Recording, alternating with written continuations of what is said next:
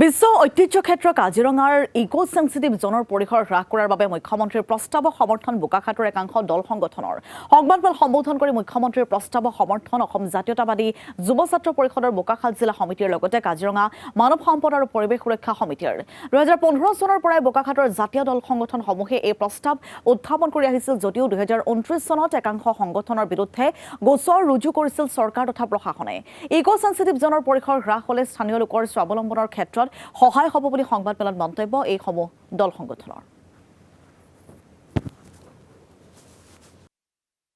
আমি অসম জাতীয় যুৱ ছাত্ৰ পৰিষদৰ লগতে আমাৰ যিখিনি জাতীয় দল সংগঠন আছে সদৌ অসম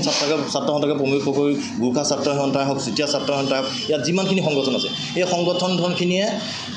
ইকো সেন্সিটিভ জোনক লৈ 2015 চনৰ পৰা আমি কিন্তু ধাৰাবাহিকভাৱে প্ৰগ্ৰেম কৰি আহিছোঁ আমি 2015 চনতে ইকো সেন্সিটিভ জোন আমি জিৰ' কৰিব লাগে বুলি আমি কিন্তু দাবী জনাইছোঁ আৰু আজিও সেই একে স্থিতিতে আমি অটল হৈ আছোঁ যে কাজিৰঙাৰ ইকো সেন্সিটিভ জোনটোৰ বিষয় লৈ যিসকল ব্যক্তিয়ে চিঞৰ বাখৰ কৰিছে যিসকল ব্যক্তিয়ে ইকো সেন্সিটিভ জোনক লৈ পেলাই প্ৰতিক্ৰিয়া প্ৰকাশ কৰিছে আমি এইটো দাবী জনাইছোঁ যে ইকো সেন্সিটিভ জোনটোৰ বিষয়ে তেওঁলোকে অলপ অধ্যয়ন কৰি লওক অধ্যয়ন কৰাৰ পিছত তেওঁলোকে কথা বতৰা ক'বৰ কাৰণে কিন্তু আমি আহ্বান জনাইছোঁ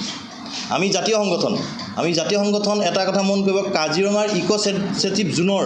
যিটো পৰিসৰ এই পৰিসৰটোক লৈ পেলাই কাজিৰঙাৰ স্থানীয় যিসকল ব্যক্তি আছে যিসকল গণ্যমান্য ব্যক্তি আছে কাজিৰঙা লগতে লাগি থকা যিসকল গাঁও আছে গাঁওসকলৰ লগতে যিখিনি জাতীয় দল সংগঠন আছে এই দল সংগঠনৰ মতৰ অভিমততহে কিন্তু পৰিসীমাটো তেওঁলোকে নিৰ্ধাৰণ কৰিব লাগিব